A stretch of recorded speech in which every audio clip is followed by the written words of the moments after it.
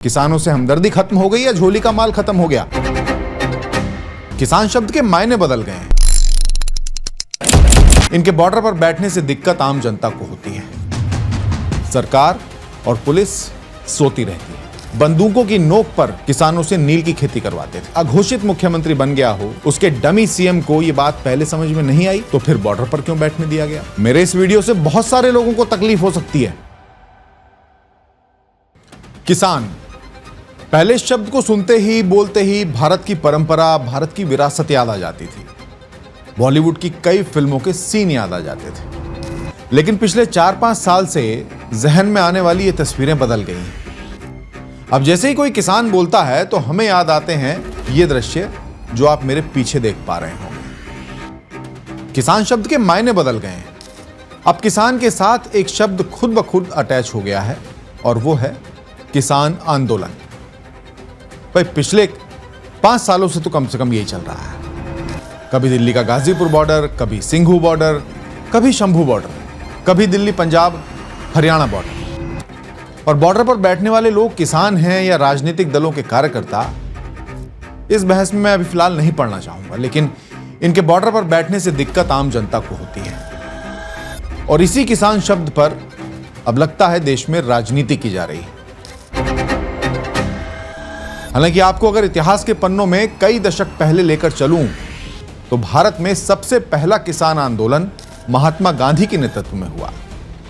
साल था 1917 और जगह थी बिहार का चंपारण। भारत पर उस वक्त अंग्रेजी हुकूमत थी और अंग्रेजों का शासन था, इसलिए यह आंदोलन भी किसानों ने अंग्रेजों के खिलाफ किया था। और इस आंदोलन का प्रमुख चेहरा बने थे महात्मा गांधी। खास बात यह है कि चंपारण के इस किसान आंदोलन को पहला किसान सत्याग्रह भी कहा जाता है। इस आंदोलन की वजह थी अंग्रेजों का भारत के किसानों से उनकी 15% भूमि पर नील की खेती करवाना। उस समय शायद यूरोपियन देशों में नील की डिमांड बहुत ज्यादा रही होगी और अंग्रेज बंदूकों की नोक पर किसानों से नील की खेती करवाते थे। अब किसान इस बात के इसलिए खिलाफ थे क्योंकि नील की खेती जिस भी भूमि पर की जाती है वो भूमि बंजर हो जाती है और वो किसी और फसल की खेती योग्य नहीं रहती है। इसलिए किसान बिहार के चंपारण में आंदोलन कर रहे थे। भारत में नील की खेती साल 1977 में बंगाल से शुरू हुई थी और अंग्रेजों के भारत में कदम रखने के बाद लगभग 20 सालों बाद अंग्रेजों ने ही अपने मुनाफे के लिए भारत की भूमि को बंजर बनाने की शुरुआत की थी।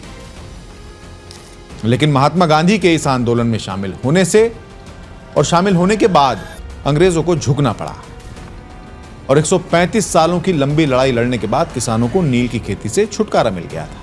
लेकिन इस पूरे आंदोलन की खासियत यह थी कि इसमें आम जनमानस को कोई तकलीफ नहीं हुई थी। इसीलिए मैंने आपसे इस ऐतिहासिक आंदोलन का जिक्र भी किया।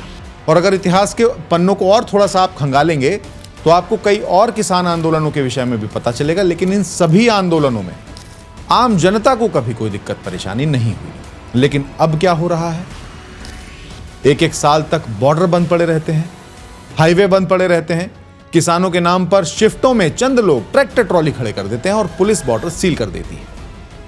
और परेशान आम जनता होती है। वो बगैर किसी सुरक्षा व्यवस्था के जंगलों की, गांव देहात की पगडंडियों को पकड़कर अपने अपने गंतव्यों तक पहुंचती है। सरकार और पुलिस सोती रहती है। मैं किसी राजनीतिक दल विशेष की बात नहीं कर रहा हूं, यहां सबकी गलती है। किसान अपनी मांगों को लेकर अड़े हैं। अगर उनकी मांगे जायज हैं तो उन्हें पहले ही मान लिया जाता, और अगर मानना नहीं था तो फिर बॉर्डर पर क्यों बैठने दिया गया?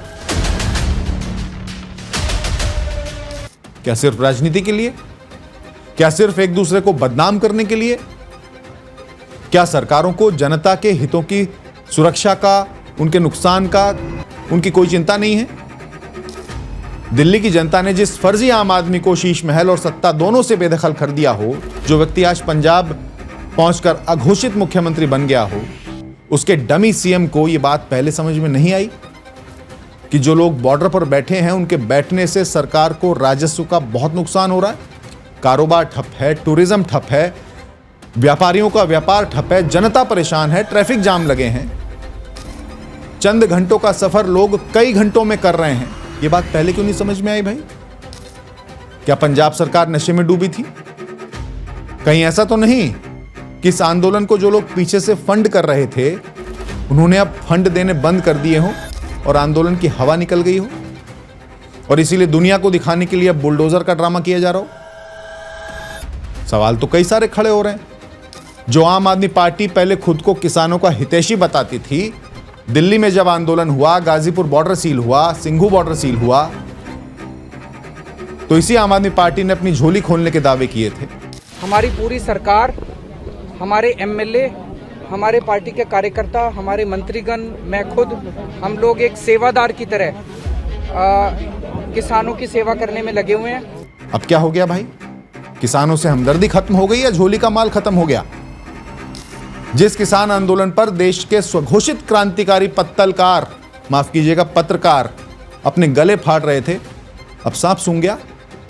जिस किसान आंदोलन के लिए पूरी की पूरी टूल किट बनाई गई, क्या हवा निकल गई उस टूल किट की? गजब का दोगलापन है भाई। सरकार के, व्यापारियों के, आम जनता के इस नुकसान की इतनी ही फिक्र थी तो फिर अब तक क्या सो रहे थे भाई? अच्छा, एक और इंटरेस्टिंग बात यह है कि बीजेपी कह रही है कि किसानों को क्यों हटाया। दोस्तों, मैं तो थोड़ा सा कंफ्यूज हो गया हूं। बीजेपी है किसकी तरफ? किसानों की तरफ है या पंजाब सरकार की तरफ है या जनता की तरफ है? हम पंजाब के सब किसान भाइयों को ये बात बताना चाह रहे हैं भी बीजेपी आपके साथ है, बीजेपी आपका काम करना चाह रही है। ये जो दो इनका अलग रूप है ना, ये आम आदमी पार्टी का, केजरीवाल और भगवंत मान का, इन्होंने आपके सारे उसके ऊपर खेला है और आपको पहले बिठाया गया वहां, ये इधर रास्ता, ये सड़कें आप बंद करो और आपकी सरकार, सेंटर आपकी मांगे मानेगी। आपको एक तरह से बदनाम किया गया और दूसरी तरफ से सेंटर ने आपके लिए सारे दरवाजे खोले। अब पंजाब के किसानों को यह बात तो नजर समझ आ गई ना भी कौन सी पार्टी, कौन से लीडर उनके साथ है, कौन से उनके हक में नहीं है। अगर बीजेपी को किसानों को हटाए जाने से इतनी तकलीफ है तो फिर किसानों की मांगे अब तक मानी क्यों नहीं भैया? क्यों इन लोगों को 1 साल तक बॉर्डर पर बैठने के लिए मजबूर रखा? भारत की जनता को बिल्कुल मूर्ख समझते हैं क्या आप लोग? भाई, कौन देता है आप लोगों को ऐसी सलाह? मतलब कुछ भी कमाल है। अब कह रहे हैं किसानों पर जुल्म कर रही है आम आदमी पार्टी, भगवंत मान सरकार, उन पर बुलडोजर चला रहे हैं। अरे भाई, अगर बुलडोजर चलाने से इतनी दिक्कत थी तो पहले ही उनकी मांगे मान लेते ना। क्यों इस बात को इतना आगे बढ़ाया?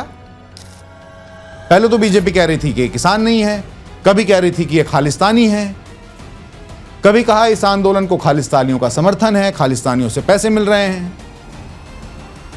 अब क्या हो गया? दोस्तों, आप खुद अंदाजा लगाइए ये राजनीतिक पार्टियां हमें किस तरीके से बेवकूफ बनाती हैं। मेरे इस वीडियो से बहुत सारे लोगों को तकलीफ हो सकती है, लेकिन मुझे यह वीडियो इसलिए बनाना पड़ा क्योंकि इसी शंभू बॉर्डर के बंद होने की वजह से अभी हाल ही में मुझे भी परेशानियों का सामना करना पड़ा था। मेरा सफर चंद घंटों का था, जिसे मैंने कई घंटों में तय किया। ना खाने को कुछ मिला, ना पीने को कुछ मिला। इसलिए बात जहां जनता को खुलेआम बेवकूफ बनाने की होगी, वहां मेरा राइट विंग या लेफ्ट विंग वाला मामला भाई खत्म हो जाता है। वहां मेरी सिर्फ एक विंग होगी और वो होगी जनता की विंग। वैसे मैं ये सोच रहा था कि वो एक जर्मनी वाले भैया हैं यूट्यूबर, उनके दिल पर क्या बीत रही होगी आज, जो इसी किसान आंदोलन के लिए अपनी छाती पीट रहे थे।